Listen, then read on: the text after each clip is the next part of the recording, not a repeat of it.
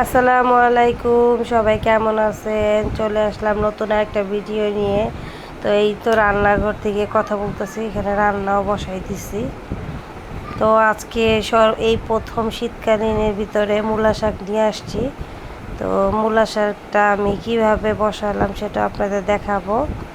তো ভিডিওটার সাথেই থাকুন। তো আগামীকাল তো বিয়ে খেলাম, তো এখন সিম্পল কিছু রান্না বান্না করব। তো বেশি ভারী কিছু না। তো এই তো মূলা শাকের জন্য আমি পেঁয়াজগুলো লাল করে ফেলছি, আর মূলা শাকটার সাথে কাঁচামরিচ দিয়ে দিছি। আমি একবারে বাগার দিয়ে বসাই দিছি। কারা কারা আমার মতো এরকম মূলা শাক একবারে বাগার দিয়ে রান্না করেন কমেন্টে একটু জানাবেন। তো এখন তো শীতকালের প্রথম অবস্থায় যে মূলা শাকটা আমি ভাপ দিই না, ডাইরেক্ট এভাবে রান্না করি। কারণ বাতি হওয়ার পরে ভাপ দেওয়া লাগে, কারণ অনেক মূলার যেটা ঘ্রাণ ওইটা থাকে। তো এটাতে তো গন্ধ লাগে না, তার জন্য আমি ডাইরেক্ট রান্না করি। তো আজকে সিম্পল রান্নাই করব, যেহেতু আমি বিয়ে খেয়ে আসলাম, হালকা জিনিসই রান্না করব। তো এই তো মূলা শাকটা সুন্দর করে হয়ে গেছে। এখন মূলা শাকটা আমি বাটিতে বেড়ে ফেলবো, আর ওদিকে মাছের জন্য প্রিপারেশন নিলাম। তো প্রিপারেশন নেওয়ার আগে একটা জিনিস দেখাই। তো এই যে গুঁড়া সাবানটা দেখতেছেন, এখানে 2 কেজি একটা গুঁড়া সাবান, সাথে এই বোলটা ফ্রি পাইছি। তো ফ্রি জিনিস পাইলে সবারই মজা লাগে, আনন্দ লাগে। তো এই তো কড়াইতে তেল দিয়ে দিলাম, তেলটা গরম হয়ে গেছে। এখন আমি পেঁয়াজটা দিয়ে দিব। তো আজকে রান্না করব পাঙ্গাস মাছ ভুনা। তো তার সাথে একটা সিক্রেট আছে, সেটা হলো আলু সিদ্ধ করে রাখছি আলাদা। তো অনেক সময় তো পেঁয়াজ কম থাকে, তো সেই পেঁয়াজ কমের পরিবর্তে যে আলু চটকানোটা ওইটা দিয়ে পাঙ্গাস মাছ কীভাবে ভুনা করি সেটাই আপনাদের সাথে আজকে শেয়ার করব। তো এই তো পেঁয়াজ দিয়ে দিলাম, এখন পেঁয়াজটা লাল করার অপেক্ষা।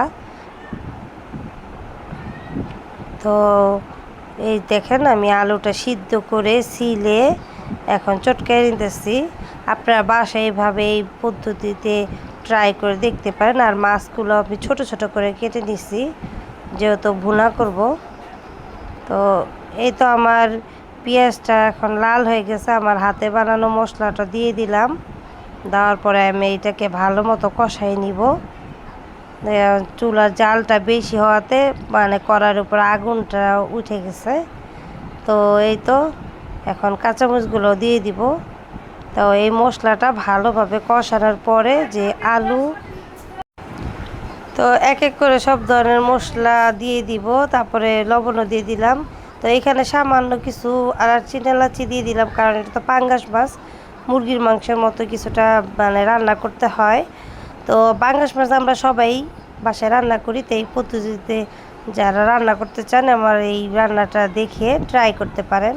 তো এই যে আমার মশলাটা এখন কষানো হয়ে গেছে, আমি হালকা একটু পানি দিয়ে আর একটু মশলাটা ভালোভাবে কষাবো, যাতে মশলাটা ভালোভাবে কষানোর পরে আমি আলু চটকানো যেটা ওইটা দিয়ে দিব।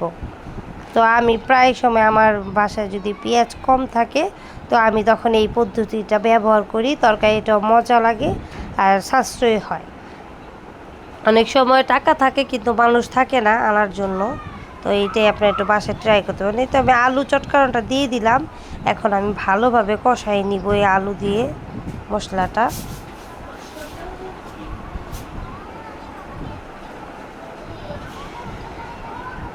তো আমার এই ভিডিওগুলো যদি আপনাদের ভালো লেগে থাকে, তাহলে অবশ্যই একটা লাইক দিয়ে দিবেন, আমার পাশে থাকবেন, আমাকে সাপোর্ট করবেন। যেহেতু আমি নতুন, তো ভিডিওর মাধ্যমে বলতেছি, ভুল ত্রুটি হয়ে থাকলে ক্ষমা দৃষ্টিতে দেখবেন। তো এই তো এখন কাঁচা মাছটা আমি দিয়ে দিব। মাছটা দেওয়ার পরে ভালোভাবে আমি মাছটাকে কষাই নিব। আর কষানোর পরে হালকা পরিমাণ মতো একটু পানি দিয়ে দেবো, বেশি পানি দিব না, যেহেতু এটা মাখা মাখা হবে। তো হালকা পরিমাণ মতো পানি দিয়ে দিব। তো যাই বলতেছিলাম, তো ভিডিও যদি আমার মানে আমি তো পারফেক্টভাবে সব কিছু হয়তো দিতে পারতেছি না, আপনাদের ভুল হয়ে থাকলে আপনারা ক্ষমা দৃষ্টিতে দেখবেন।